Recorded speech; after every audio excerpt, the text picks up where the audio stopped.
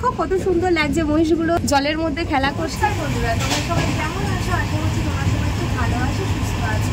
তো বন্ধুরা আমরা ট্রেনে আছি, বুঝতেই পারছো আজকে অনেক কষ্ট করে মানে ট্রেনের টিকিটটা কনফার্ম হয়েছে। তো যাই হোক এখন সকালবেলা, আর এখন আমরা অন্ধ্রপ্রদেশ পার করলাম, পেরিয়ে তামিলনাড়ুতে অলরেডি ঢুকেও গেছে। তো অন্ধ্রপ্রদেশে প্রচুর বৃষ্টি হচ্ছিল, ঠান্ডা লাগছিল। এখন তামিলনাড়ুতে ঢুকে গেছে, তাও একটু দেখছি গরম রয়েছে, সেইভাবে ঠান্ডা ভাবটা নেই। এখন দেখো সবুজে সবুজ,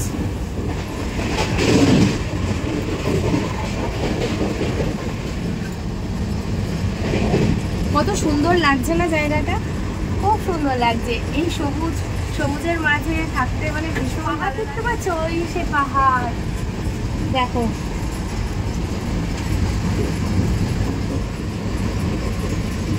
কি অপূর্ব লাগছে জায়গাটা। মাহি তো সকাল থেকে এত দুষ্টুমি করছিল, অস্থির হয়ে পড়েছে যে মা বসে বসে ট্রেনের জানালা দিয়ে দেখবো।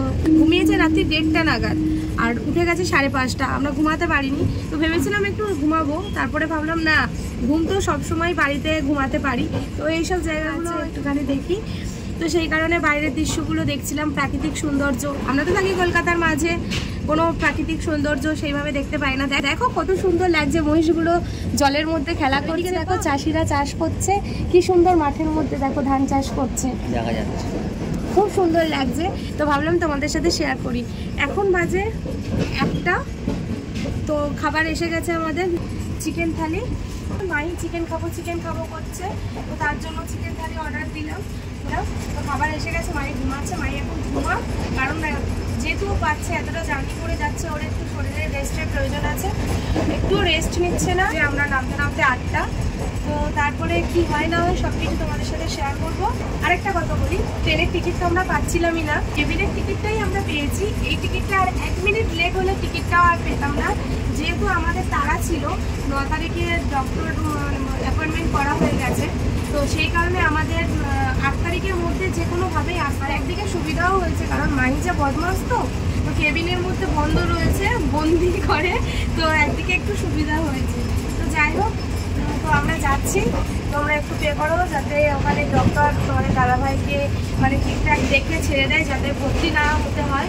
তোমরা একটু আশীর্বাদ করো, বড়দের আশীর্বাদ আর ভগবানের আশীর্বাদ, তোমাদের দাদাভাইকে যেন বসিমে অ্যাডমিট না করতে হয়।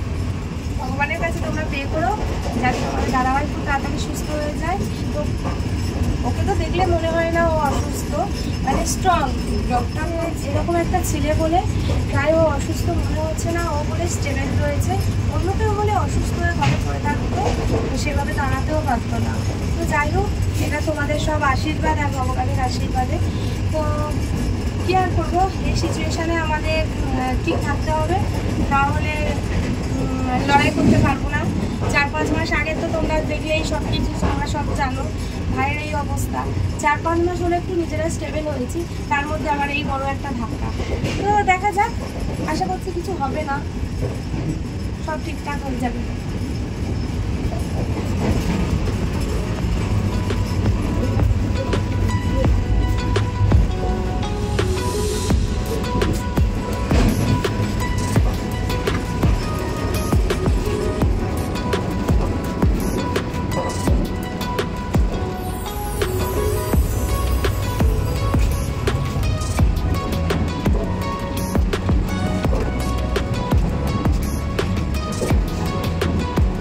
আমাদের 4 জনের খাবার আছে।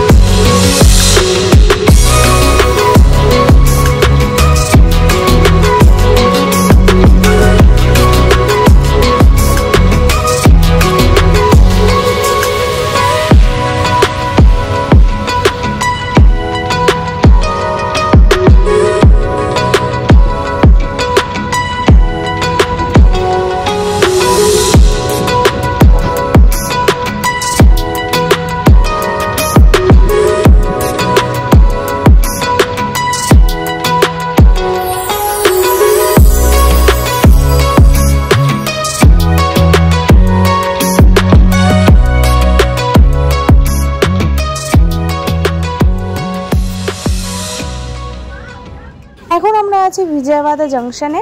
বিজয়ওয়াড়াতে 5 মিনিট মতো ট্রেন দাঁড়াবে, তার জন্য একটু আমরা নেমে পড়লাম মায়ের জন্য কিছু টুকিটাকি খাবার নিতে। মাই বলছিল চিপস খাবে, তো চিপস নিলাম না, চিপস রয়েছে। একটু কোল্ড ড্রিঙ্কস নিলাম, আমার প্রচণ্ড গ্যাস হয়ে গেছে। তোমাদের দাদাভাইকে বললাম যে একটা কোল্ড ড্রিঙ্কস নাও, তো কোল্ড ড্রিঙ্কস নিচ্ছে তোমাদের দাদাভাই। আর ওর তো চায়ের পোকা, এখন কফি খাচ্ছে, চা নেই কফি খাচ্ছে। তো যাই হোক কোল্ড ড্রিঙ্কসটা নিয়ে নিলাম। আর তোমাদের দাদাভাইয়ের কফি খাওয়া হয়ে গেলে আমরা ট্রেনে উঠে যাব।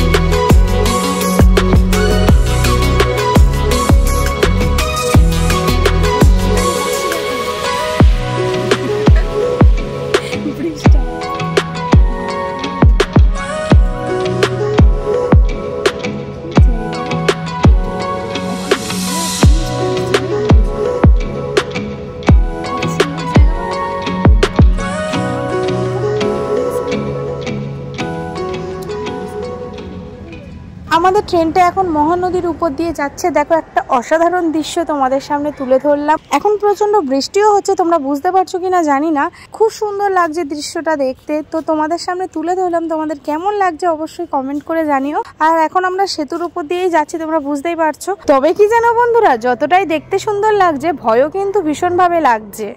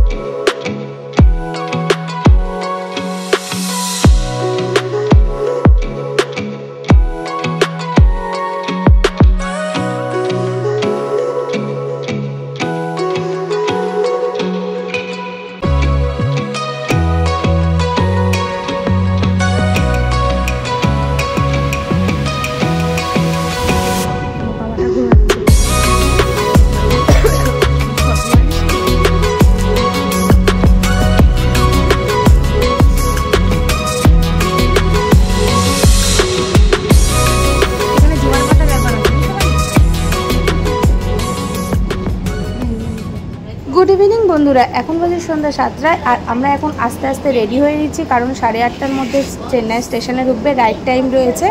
তো যাই হোক আমরা ব্যাগ ট্যাগগুলো সব বাইরে বের করে নিলাম আস্তে আস্তে। মাই তো এখন ট্রেন থেকে নামার জন্য অস্থির, কারণ ট্রেনে কালকে থেকে ওঠার পর আর থাকতেই চাইছে না।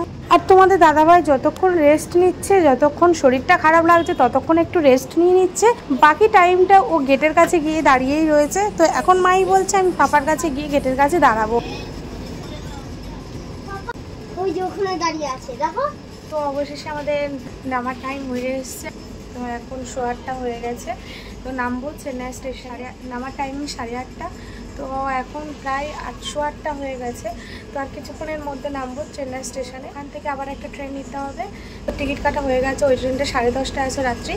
তো যেতে মিনিমাম 1.5 থেকে 2 ঘন্টা হয়তো লাগবে মিনিমাম। তো এখন বলতে পারছি না, ট্রেনের টাইমিংয়ের ওপর ডিপেন্ড করছে। তো চলো চেন্নাই স্টেশনে নেমে তোমাদের সাথে কথা হচ্ছে। আর এদিকে মাইকে দেখো, এখন ট্রেন চেন্নাই স্টেশনে ঢুকছে। স্টেশনের লাইটগুলো এত সুন্দর লাগছে ট্রেনের ভিতর দিয়ে, মাই বসে বসে লাইটিংগুলো দেখছে। তো চলো বন্ধুরা, আমরা এখন ট্রেন থেকে নামবো, আর তোমরা ভিডিওটা কন্টিনিউ দেখতে থাকো।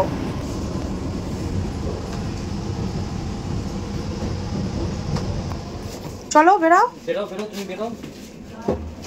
দেখেছো আমি তো নিয়ে যাচ্ছি, সরো।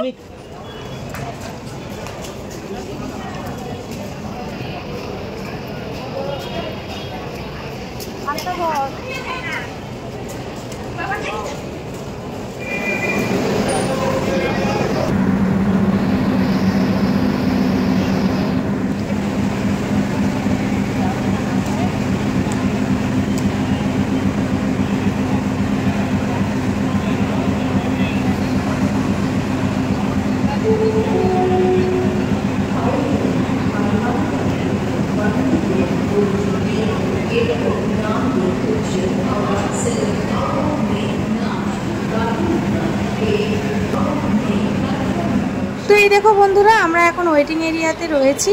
তো একটু আমরা রেস্ট নেব। রেস্ট নেওয়ার পর এখনও মিনিমাম 2 থেকে আড়াই ঘন্টা পর আমাদের ট্রেন আছে। আমি আর মা এখানে লাগেজগুলো নিয়ে বসছি, আর মাই তো এত দুষ্টুমি করছে, একটা জায়গায় বসছে না। তো সেই কারণে মাইকে নিয়ে একটু তোমাদের দাদাভাই হাঁটাহাঁটি করছে। তো চলো বন্ধুরা, ভিডিওটা আর বেশি বড় করব না। আজকের মতো ভিডিওটা আমি এখানেই শেষ করছি। দেখা হবে নতুন কোনো ভিডিওতে তোমাদের সাথে। ততক্ষণ তোমরা সুস্থ থেকো, ভালো থেকো। আজকের মতো টাটা, গুড নাইট।